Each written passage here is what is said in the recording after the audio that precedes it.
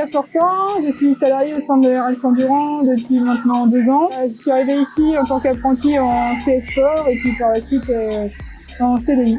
Donc ici nous sommes sur un élevage entre 430 et 450 prix en Indre-et-Loire. Et ici on élève des cochons sur paille, donc on a 2100 places d'engraissement sur paille.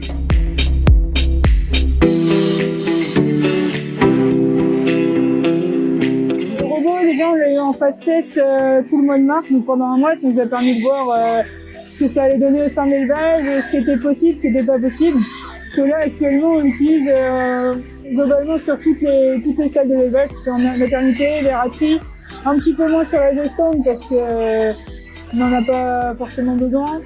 On a un petit peu ici sur le bâtiment paille, mais c'est tout type de salle, c'est assez concluant. Comme vous pouvez voir, on a plusieurs cases, en fait c'est pas des cases totalement tout en longueur. On est obligé de déplacer case par case. La spécificité ici c'est que on ne fait pas faire les marches parce qu'il ramène trop de saleté vers lui, donc nous on passe, on fait les marches avant. Et par contre le point plus c'est que notamment on a des murs qui font un bon 1,20 m de haut, donc on limite la pénibilité du travail, on n'a pas besoin de mettre les bras en l'air, on n'a pas besoin de repasser derrière le robot qui fait les murs nickel.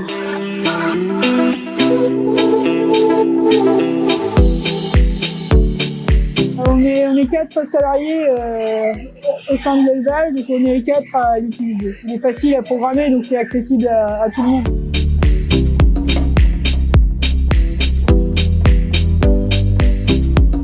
On était plutôt 2 à le prendre en main. Donc Dominique est plutôt sur la partie face engraissement et moi-même. Et après tout le monde une fois qu'on l'a eu vraiment au sein de l'élevage en propriété, tout le monde s'y est. C'était assez simple, ça s'est fait rapidement. Moi la première, c'est Dominique qui m'a expliqué comment le robot fonctionnait. En 1 ou 2 fois, c'était acquis quoi. Avec l'application, ça nous permet de tout est visible, tout est compréhensible, donc c'est assez simple d'utilisation. Voilà, il nous a fallu 2-3 jours, 2-3 fois pour vraiment comprendre comment il fonctionnait, mais bon, c'est tellement explicite que ça va de soi. Enfin, c'est facile à prendre en main. C'est accessible à tous.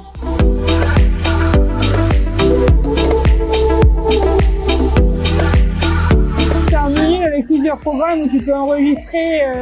Toi, tu dis, admettons, tu l'appelles maternité, tu programmes une fois ton lavage mater. Et hop, t'appuies dessus et t'as juste à faire start et ton robot part. On peut faire ça sur l'application, sur la tableau de bord du robot.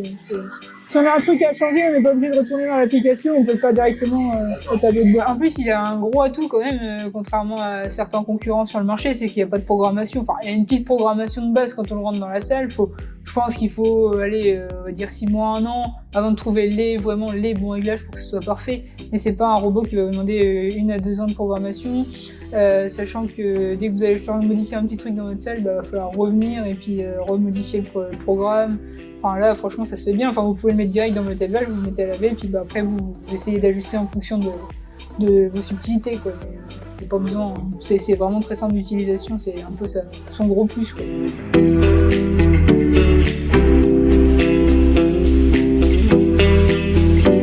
Ça dépend vraiment des salles. Par exemple, quand on est en nurserie, on est super content parce qu'on a 2 salles avec des préfosses.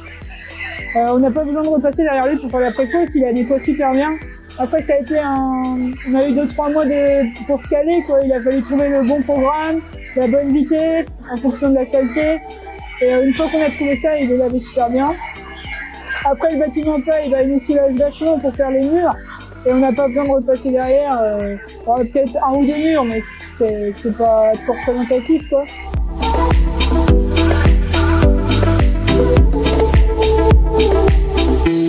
Pour exemple des maternités, avant on a été entre 3 et 4 heures par salle pour une personne. Aujourd'hui, le robot fait son taf et nous on met 1 heure, quoi, 1 heure, 1 heure et demie grand max en fonction de la saleté. Après sur le bâtiment paille, on mettait en tout, en faisant les plafonds, tout de A à Z, on mettait presque 20 heures si on totalisait les 2 personnes.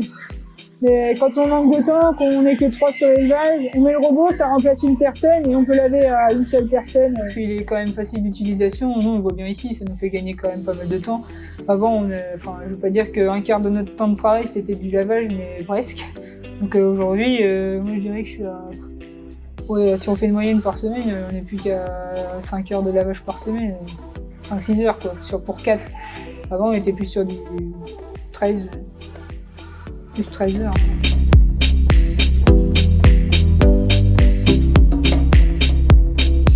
Le lavage en globalité, hein, ça faut pas se le cacher, c'est quand même une tâche, on rechigne pas mais faut le faire, mais c'est quand même une tâche assez lourde. Moi je pense qu'on gagne en fatigue physique aussi. C'est bon, tenir un Karcher pendant 8 heures, c'est pas, enfin, ça reste physique. Donc on a gagné en souplesse aussi. En souplesse, donc parce que c'était presque un mi-temps, le lavage représentait presque un mi-temps par mois, donc là on a vraiment réduit ça, donc on a bien gagné là-dessus.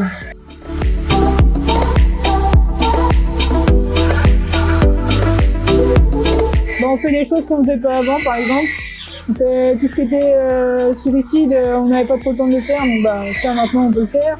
Ce qui est un peu, on va dire, entretien autre que l'élevage, notamment sur la fabrique.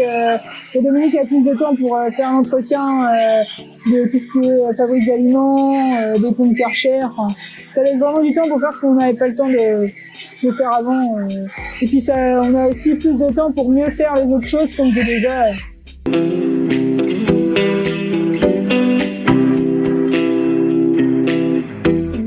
Pas hyper facile à bouger, mais une fois lancé, il se manœuvre bien quoi.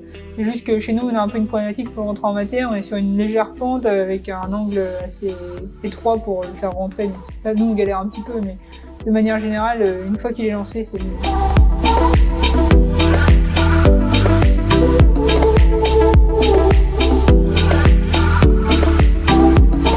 Non, ça on n'est pas tant embêté que ça, il tient bien la batterie.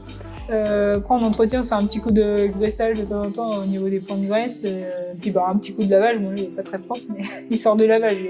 On l'a utilisé hier, donc il est pas tout clean, mais non, c'est facile d'entretien, quoi.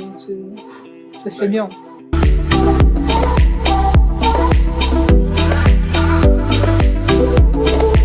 Faut que les obstacles soient bien verticaux en fait au bras du robot. Parce que nous on a eu des petits problèmes en nurserie avec on a des descentes un peu en diagonale, en fait ils les détectent pas du coup forcément parce que bah, les radars sont pas en face. Et mais bon, nous on a fait certains aménagements et aujourd'hui on est plus embêté, notamment je pense en maternité. Après voilà, il faut pas laisser de câble pendre, il faut bien tout remonter, enfin qu'il y ait pas. Lui il détecte vraiment ce qui est vertical. Donc après ce qui pendouille un peu, bah, c'est aussi à nous de faire quelques aménagements quoi.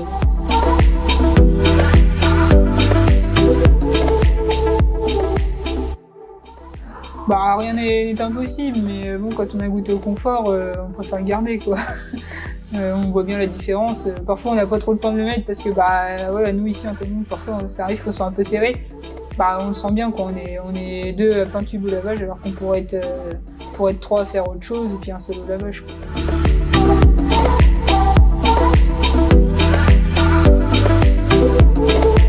C'est notre petit buddy. Nous c'est un peu ouais un petit salarié quoi. On le prend pas au café. Mais...